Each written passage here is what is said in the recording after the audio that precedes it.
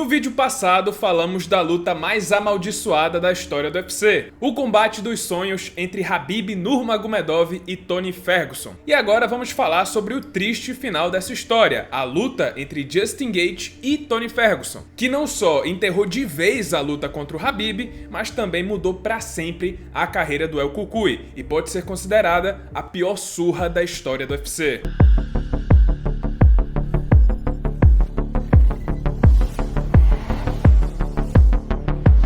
Vamos recapitular um pouquinho e para isso eu vou trazer o meu eu do vídeo passado. E aí tinha Khabib como campeão dos leves e Tony Ferguson como primeiro colocado do ranking. Não tinha o que fazer, não tinha mais ninguém, não tinha mais nenhuma luta a se fazer. E assim, pela quinta vez, foi marcada para o UFC 249, abril de 2020, Khabib versus Ferguson pelo cinturão dos leves. E aí eu pergunto pra vocês, depois de uma internação, contaminação no pulmão, lesão no ligamento do joelho e lesão na costela, o que mais poderia acontecer pra cancelar essa luta? O que poderia acontecer de tão ruim que levasse ao quinto cancelamento da luta mais importante da história da categoria? E eu lhe respondo: uma pandemia! Somente a maior crise de saúde da história. E aí não teve jeito.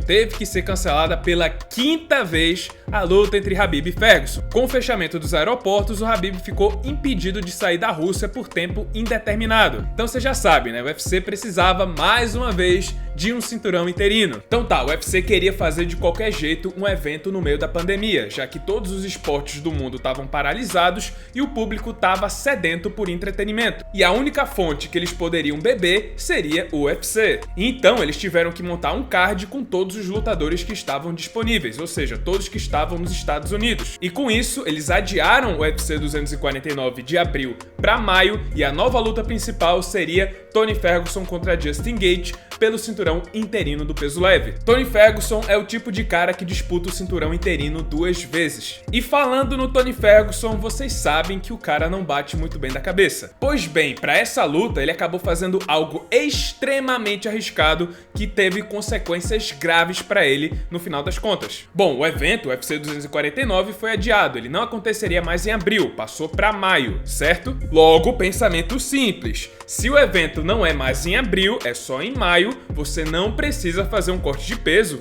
fazer a pesagem em abril, só em maio, certo? Mas Carlos, você tá falando óbvio, não faz sentido você se desidratar, fazer o corte de peso para um evento que foi adiado. Eu sei, mas por algum motivo maluco, o Tony Ferguson fez exatamente isso. Ele resolveu fazer o corte de peso e se pesar por conta própria para a data original do evento. Sim, ele fez o corte de peso em abril, para um evento que não ia mais acontecer, e ele sabia que não ia mais acontecer. É estranho, até confuso de explicar, porque ninguém pediu para ele fazer isso, o UFC não mandou ele fazer isso, não tem por que ele fazer isso, e mesmo assim ele fez, sei lá, só para se testar. E no mês seguinte, em maio, quando o evento ia de fato acontecer, adivinhe, o Tony Ferguson fez outro corte de peso. Ele ficou desidratado 2 vezes em menos de um mês. E pessoal, se uma desidratação, corte de peso, já é prejudicial e perigoso, e existem pesquisas que mostram que mesmo depois de fazer aquela recuperação, de comer, beber muito líquido nas horas depois da pesagem antes da luta, muitos lutadores ainda entram no octógono desidratados, porque o corpo ainda não se recuperou. Então se tem lutadores que lutam desidratados com um corte de peso, imagina 2 em menos de um mês. Eu acho que é bem seguro afirmar que o corpo do Tony Ferguson não se recuperou totalmente de 2 cortes de peso, e ele lutaria desidratado contra Justin Gaethje. E uma das maiores consequências da desidratação é que seu cérebro ele encolhe, ele se contrai dentro do seu crânio para compensar a ausência de líquidos. E como ele se contrai, ele fica menor nesse espaço aqui dentro da cabeça, ele acaba ficando mais solto. Imagina que você calça um sapato que é maior do que o seu número, vai ficar sobrando espaço e o seu pé vai ficar solto, né? E quando levamos isso para dentro da luta, um cérebro solto dentro da sua cabeça, significa que a cada pancada que você recebe, o seu cérebro literalmente chacoalha, balança dentro da sua própria cabeça. E com o cérebro quicando, você acaba recebendo muito mais danos do que o normal. Lembrem muito bem dessas informações que eu tô trazendo. E vamos lá pra luta. Arena vazia por causa da pandemia, Tony Ferguson duplamente desidratado, vindo de 12 vitórias seguidas, contra Justin Gaethje, a mão mais pesada do peso leve, que vinha de 3 nocautes seguidos no primeiro round. Aliado a ele, tínhamos o melhor coach de striking da atualidade, o Trevor Wittman, e eles bolaram o plano perfeito para superar o bicho-papão. Eles sabiam que Ferguson nunca para de ir pra cima, tá sempre na cara do adversário, pressionando. Só que ao mesmo tempo, eles sabiam que o cara é muito atingível, tem uma defesa muito falha. Ele sempre acaba engolindo muitos golpes e continua marchando pra frente de qualquer forma. Então o plano do Justin Gaethje para essa luta, na teoria, era um tanto simples. Seria explorar essa falha na defesa do Tony Ferguson para conectar golpes precisos no contra-ataque. O foco não era derrubar o bicho-papão com um soco, pois isso não aconteceria, mas causar um acúmulo de danos que levaria a um nocaute técnico. Água mole em pedra dura, tanto bate até que fura. Mas nesse caso, como se trata de Justin Gaethje, que tem as mãos mais pesadas da divisão, seria água dura batendo em pedra dura. A luta começou e os primeiros rounds foram um tanto equilibrados. Gaethje acertou vários golpes duros no rosto do El Cucuy e, como esperado, ele não caiu e engoliu os golpes seguindo em frente. Detalhe que esses socos teriam derrubado qualquer outro lutador